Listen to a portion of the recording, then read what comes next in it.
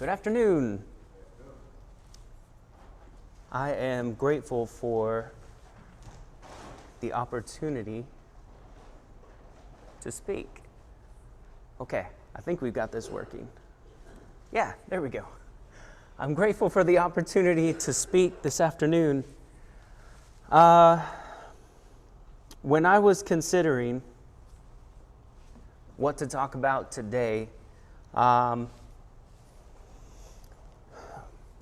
many of the lessons that I've preached here, and I'm grateful that I've had a chance to speak so often, they have all been pretty much based on the things I have personally been working through in the last couple of years because of what the whole world went through in the last couple of years. And when I was considering what to talk about today, I got to thinking about what haven't I spoken about? And it got me thinking about why was it so difficult to go through what we went through? And there's a lot of reasons, but for me, and I think for a lot of people, it started out of fear. There was a lot of fear for a lot of different reasons, right? There was a lot to be afraid of. And so that got me thinking about, what kinds of things are we as Christians, are we afraid of? What are we afraid of? Are we afraid of ridicule from our peers, from society? Are we afraid of pain? Are we afraid of death? What are we afraid of? And as Christians, how should we approach fear or things that might make us fearful? And that got me thinking about, do we have a reason to be afraid in the first place? So I've settled on telling a couple of stories that I believe we're all familiar with. We're going to start in Exodus chapter 14. Exodus chapter 14. Let me grab something real quick.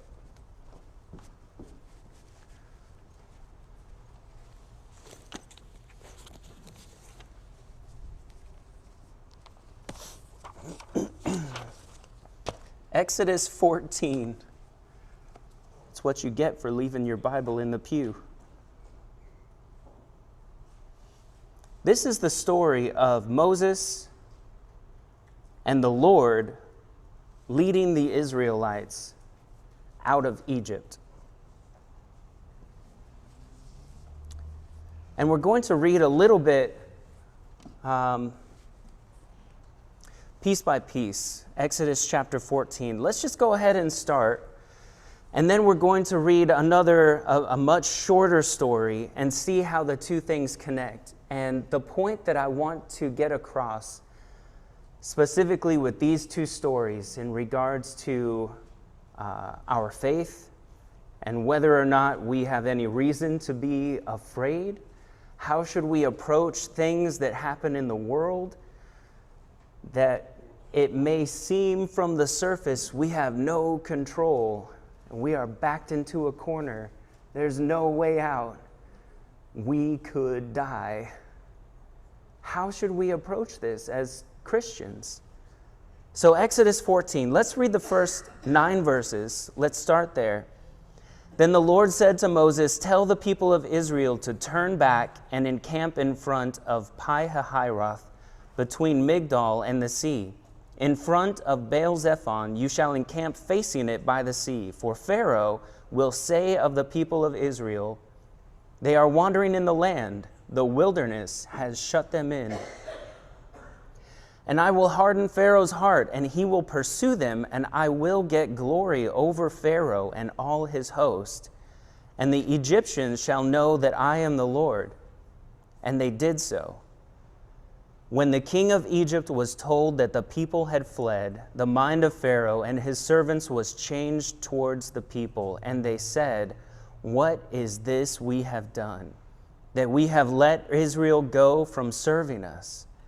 So he made ready his chariot and took his army with him and took 600 chosen chariots and all the other chariots of Egypt with officers over all of them. And the Lord hardened the heart of Pharaoh, king of Egypt, and he pursued the people of Israel, while the people of Israel were going out defiantly. The Egyptians pursued them, all Pharaoh's horses and chariots and his horsemen and his army, and overtook them, encamped at the sea by Pi-hahiroth in front of Baal-zephon. So what's going on here? The Israelites are on their way out of Egypt.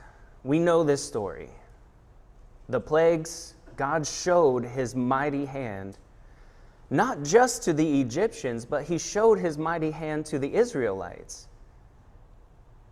During this moment in history, the Israelites were first-hand witnesses of the power of God.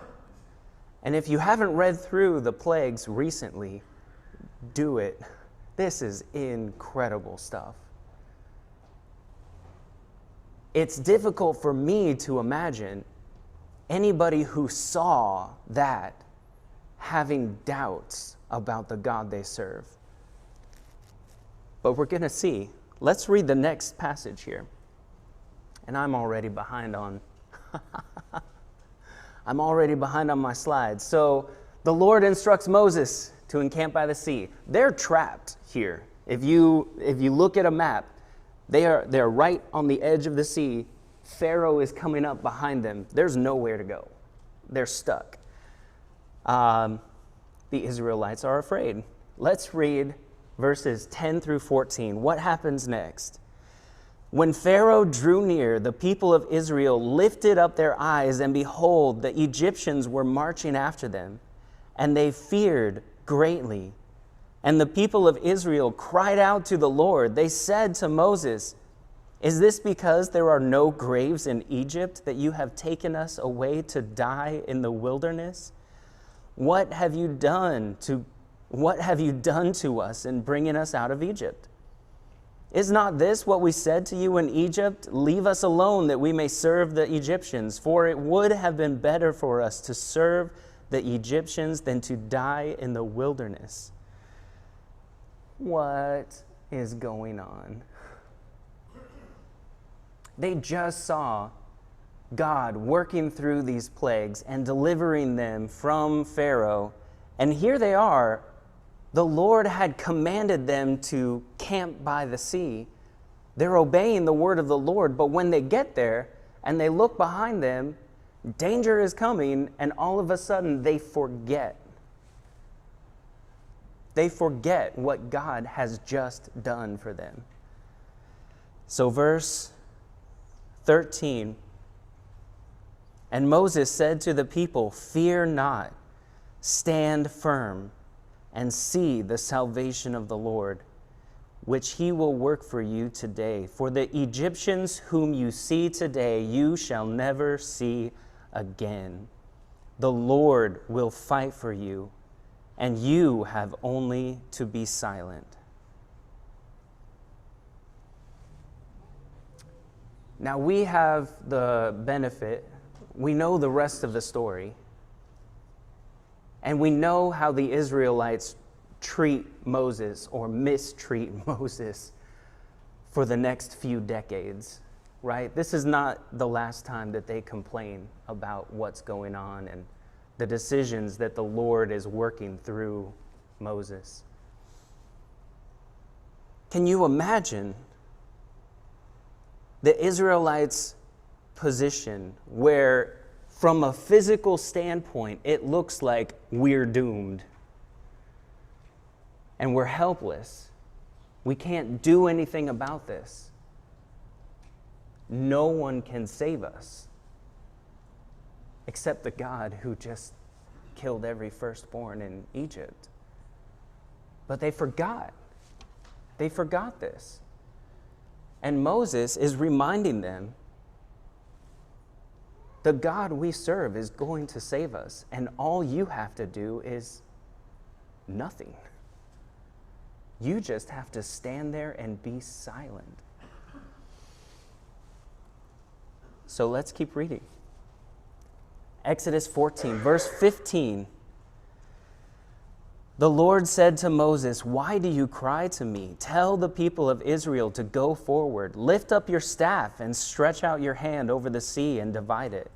And the people of Israel may go through the sea on dry ground. And I will harden the hearts of the Egyptians so that they shall go in after them. And I will get glory over Pharaoh and all his host, his chariots, and his horsemen. And the Egyptians shall know that I am the Lord, when I have gotten glory over Pharaoh, his chariots, and his horsemen." Then the angel of God, who was going before the host of Israel, moved and went behind them. And the pillar of cloud moved from before them and stood behind them, coming between the host of Egypt and the host of Israel. And there was the cloud and the darkness, and it lit up the night without one coming near the other all night. Then Moses stretched out his hand over the sea, and the Lord drove the sea back by a strong east wind all night, and made the sea dry land, and the waters were divided. And the people of Israel went into the midst of the sea on dry ground, the waters being a wall to them on their right hand and on their left. Now, if you're like me, I've grown up in the church. I've grown up hearing this story. I couldn't tell you how many times. I've heard this story so much that even now when I read it, it's easy for me to hear it as just a story, right? Like something you tell to your children to get them to fall asleep. Let's get a little action in there, and then, hope they go to bed. This is not just a story. But sometimes, I know for me, in my life, I act like it's just a story. Or I'm still fearful of things because I don't treat the Word of God as real, as true. I am at fault for seeing the Word of God as just maybe a fairy tale. That's not what this is. And when you change your perspective, when you have faith that this is the Word of God, this is real life, these are real people, this really happened. God really divided the sea. There were walls of water on either side of the Israelites. This is not something that can be explained away by science. This should increase our faith. If God can do that, what is there for me to be afraid of? If God can save these people from certain death, what is there to be afraid of? And this is a crazy scene. If you go back and read this with more detail, which, we don't have time to go through all of this in detail, but you remember the pillar of cloud and the pillar of fire that was leading the Israelites through the wilderness. We see that here, and they're moving around, positioning themselves in between the armies of Egypt and the Israelites. God is protecting them. God is protecting them while He works this incredible miracle, dividing the waters. There's nothing for them to fear. God is providing for them. And as we've talked about earlier, a few months ago, when we were talking about Shadrach, Meshach, and Abednego, God is able to do incredible things. And even if He chooses not to save us in that moment, sometimes we forget that God is even capable. I know I have. So let's keep reading. What happens next? 23 through 31. What happens here? The Egyptians pursued and went in after them into the midst of the sea, all Pharaoh's horses, his chariots, and his horsemen. And in the morning watch, the Lord in the pillar of fire and of cloud looked down on the Egyptian forces and threw the Egyptian forces into a panic, clogging their chariot wheels so that they drove heavily. And the Egyptians said, "Let us flee from before Israel, for the Lord fights for them against the Egyptians." Then the Lord said to Moses, "Stretch out your hand over the sea, that the water may come back upon the Egyptians, upon their chariots and upon their horsemen." So Moses stretched out his hand over the sea, and the sea returned to its normal course when the morning appeared. And as the Egyptians fled into it, the Lord threw the Egyptians into the midst of the sea. The waters returned and covered the chariots and the horsemen of all the hosts of Pharaoh that had followed them into the sea. Not one of them remained. But the people of Israel walked on dry ground through the sea, the waters being a wall to them on their right hand and on their left. Thus the Lord saved Israel that day from the hand of the Egyptians, and Israel saw the Egyptians dead on the seashore. Israel saw the great power that the Lord used against the Egyptians, so the people feared the Lord, and they believed in the Lord and in his servant Moses.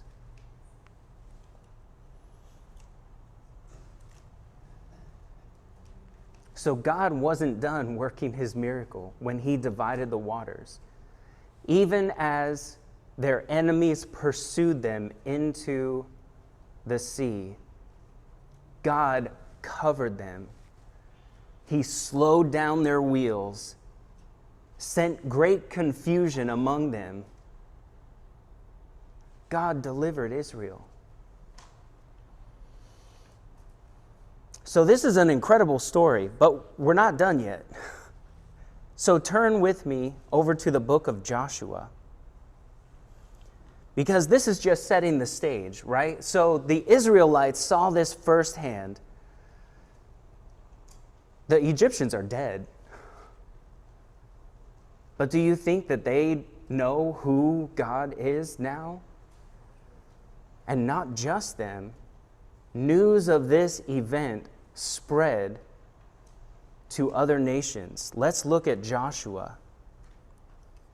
Joshua chapter 2. And we'll start in verse 1. And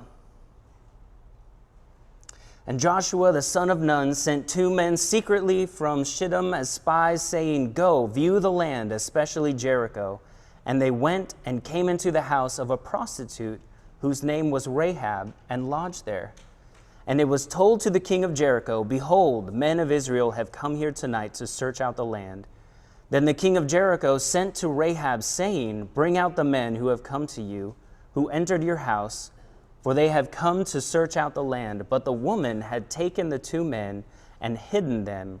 And she said, "True, the men came to me, but I did not know where they were from. And when the gate was about to be closed at dark, the men went out. I do not know where the men went. Pursue them quickly, for you will overtake them." But she had brought them up to the roof and hid them with the stalks of flax that she had laid in order on the roof. So the men pursued after them on the way to the Jordan as far as the fords, and the gate was shut as soon as the pursuers had gone out. So we know this story too, right? This is another children's Bible story. There's a theme running through here. These are not just children's stories. These are not just fairy tales. They're not fairy tales. These are real events. Why would this woman do this? These spies came into the land. They're coming after this city. Why would this woman do this? Well, let's keep reading. Verse 8.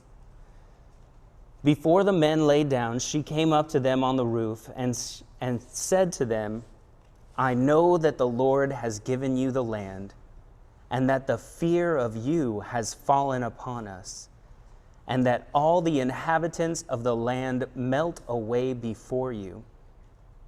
For we have heard how the Lord dried up the water of the Red Sea before you when you came out of Egypt, and what you did to the 2 kings of the Amorites who were beyond the Jordan, to Sihon and Og, whom you devoted to destruction. And as soon as we heard it, our hearts melted, and there was no spirit left in any man because of you. For the Lord your God, he is God in the heavens above and on the earth beneath. Now then, please swear to me by the Lord that as I have dealt kindly with you, you also will deal kindly with my father's house, and give me a sure sign that you will save alive my father and my mother, my brothers and sisters, and all who belong to them, and deliver our lives from death. And the men said to her, our life for yours, even to death. If you do not tell this business of ours, then when the Lord gives us the land, we will deal kindly and faithfully with you. So why did Rahab do this? Because the word of what had happened at the Red Sea spread throughout the land. People heard about the incredible work of the Lord, and they believed it. These are not God's people. Rahab is not God's people. But if you read in the Hall of Fame of Faith, as we call it, Rahab is listed there. Right? Because of her faith and what happened at the Red Sea, because she believed it, she acted out of faith. And she was spared. She was saved, her and her household. So the point I want to take away from these 2 stories, these are incredible stories. These are real events. And if we truly believe in the God recorded here, not just in the Red Sea, but when you read of Moses going to the mountain and there's fire and there's earthquakes and there's smoke and a voice out of heaven, the Israelites are terrified. They tell Moses, go, you talk to him. We don't want to talk to him. This is a real God. And when he interacts with the world, it's scary. It's something to be afraid of. And as Christians, we know that fear drives us to respect. We respect the Lord. He is the one and only true God. That kind of faith, the kind of faith that would drive Elijah and Elisha to do the things that they did, that's the kind of faith that I want. And it may take a lifetime to get there, but that's the journey that I am on. And I hope this is encouraging to you. I hope that's the journey that we are all on. So, I love this passage, and our brother did a great job reading it. 2 Peter 1:16, for we did not follow cleverly devised stories when we told you about the coming of our Lord Jesus Christ in power, but we were eyewitnesses of his majesty. These are not fairy tales. Jesus really did come, and he died, and he rose again. There is nothing on this earth that should bring us to the point of paralyzing fear. Instead, the things that we read in the scriptures should drive us to fear of the Lord that moves us to action. And that's my encouragement for today. I don't know where you all are in your journey but I know that you're here, and that's a good sign. You're here because you want something better. You're here because you believe that God is real, I hope. If you're struggling with something, there are so many people here that would love to help you, to encourage you. If you need to make something right, let us know what we can do to help you. And if you are not yet a Christian, don't wait. Now is the time. And we would love to help you with that too. Whatever you need, please let us know as we stand and sing.